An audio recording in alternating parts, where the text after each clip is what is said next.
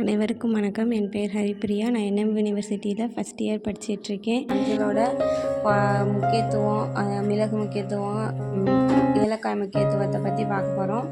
மஞ்சளோட முக்கியத்துவம் அப்படின்னு பார்த்தோன்னா, அது ஆரோக்கியத்தில் நல்லதாக இருக்குது, சமையலில் பயன்படுத்துகிறோம். அப்புறம் அடித்தளம் மண் வகை, நிலம் தயாரித்தல், இதெல்லாம் அடித்தளமாக இருக்குது.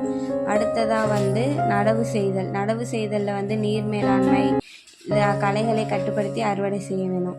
அடுத்து பயிரில் கிழங்கு துளைப்பான், இலை பூச்சிகள், மாவு பூச்சிகள்லாம் விழுகுது, நோய்கள்லாம் விழுகுது. இதை பூச்சிக்கொல்லியை பயன்படுத்தி கட்டுப்படுத்தணும்.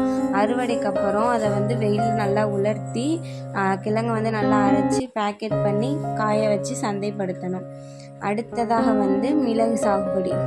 மிளகு நம்ம சமையலறையில் யூஸ் பண்ணுறோம். இது ஒரு நல்ல மருத்துவ பொருளாக இருக்குது. அதுவும் இல்லாமல் இது கருப்பு தங்கம் அப்படின்னு சொல்கிறாங்க.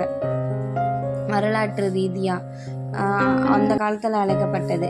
சாகுபடிக்கு தேவையான சூழல், காலநிலை, நிழல் இதுக்கு ரொம்ப முக்கியமான ஒன்று.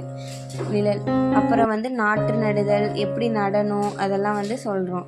அடுத்து நோய் பூச்சி மேலாண்மை, அறுவடை செய்தல்.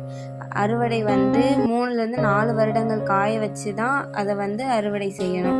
மிளகு சாகுபடியில் ஒரு நிலையான வருமானம் இருக்குது. இதை உள்நாட்டிலே வெளிநாட்டிலே சந்தைப்படுத்தலாம். அடுத்ததாக ஏலக்காய் சாகுபடி.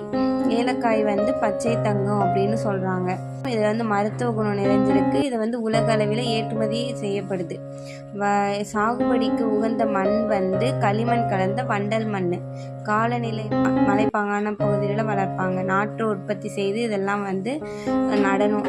2.5 சென்டிமீட்டர் இடைவெளி விட்டு. அறுவடை 2லேருந்து 3 ஆண்டுகளுக்கு பிறகு தான் ஏலக்காய் அறுவடைக்கு தயாராகும். இதை பதப்படுத்தி நம்ம விற்பனை செய்யணும்.